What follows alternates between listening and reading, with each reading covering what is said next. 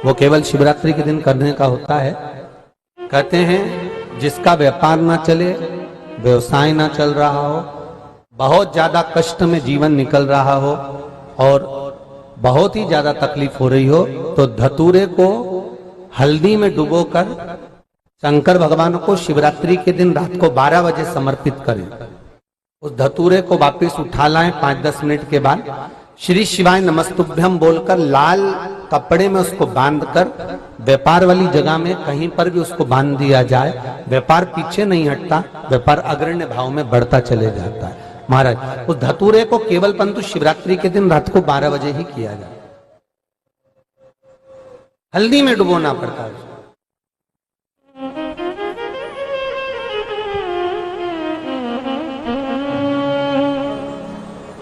यही प्रमाण एक क्रम में और है महाराज जी। लिंग पुराण कहती है, मान लो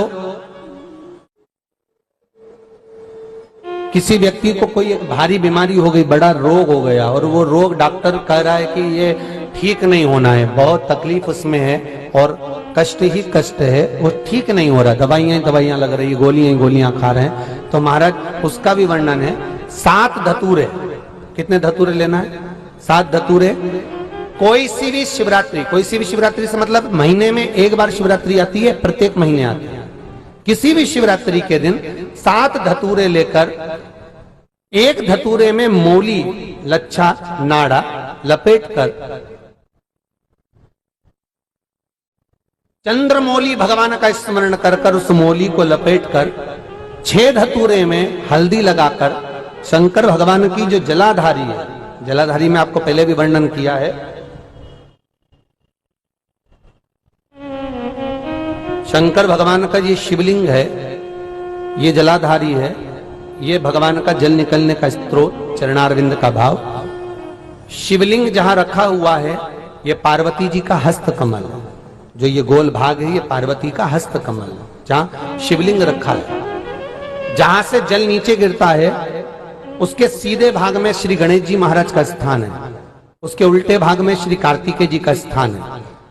जलाधारी के सामने एक मोटी सी लाइन होती है, कहीं सांप बना होता है, कहीं स्थान बना होता है। जो मोटी सी लाइन है ये शंकर भगवान की सबसे छोटी लड़की अशोक सुंदरी का स्थान है। जलाधारी के ऊपर जो 3 टेकी लगी है ये भृगु ऋषि का, भृंगी गण का स्थान है। इसके ऊपर जो कलश है, कलश में जो पानी भरा जाता है वो पानी जो बूंद बूंद नीचे गिरता है, ये शंकर भगवान की 5 लड़कियों का स्थान है। जया, विषहरा, सामरीबारी, धोतली और देव, ये 5 लड़कियों का स्थान है। शंकर भगवान का संपूर्ण परिवार शिवलिंग के सामने से, जहां से जल चालू होता है गिरने के लिए नीचे की ओर जब जल जाता है, उस स्थान पर भगवान शंकर के सारे गणों का स्थान है। फिर जब जल बहकर सामने की ओर जाता है, जितनी दूर तक जल जाता है उतनी दूर तक भगवान शंकर के उस जल भाग को ग्रहण करने के लिए 33 कोटि देवताओं का स्थान है। इसलिए उस जल को हम लांघते नहीं है, क्योंकि वहां 33 कोटि देवता विराजमान रहते हैं महाराज।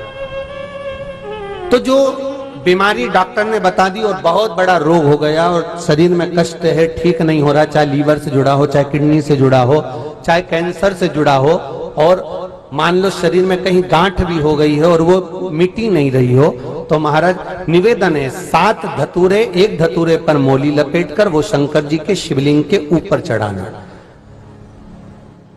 6 धतूरे, उसमें से एक धतूरा भगवान श्री गणेश जी का स्थान, दूसरा धतूरा श्री कार्तिकेय जी का स्थान, तीसरा धतूरा अशोक सुंदरी का स्थान। महाराज शंकर भगवान की जगदम्बा जी के हस्त कमल के ऊपर एक धतूरा। अच्छा, एक धतूरा जहां से जल नीचे की ओर बहकर जा रहा हो, पानी जिस जगह से नीचे गिर रहा हो बिल्कुल वहीं पर एक धतूरा चढ़ा देना है। उस धतूरे को चढ़ाने के बाद वो धतूरा वापस लेकर आना है।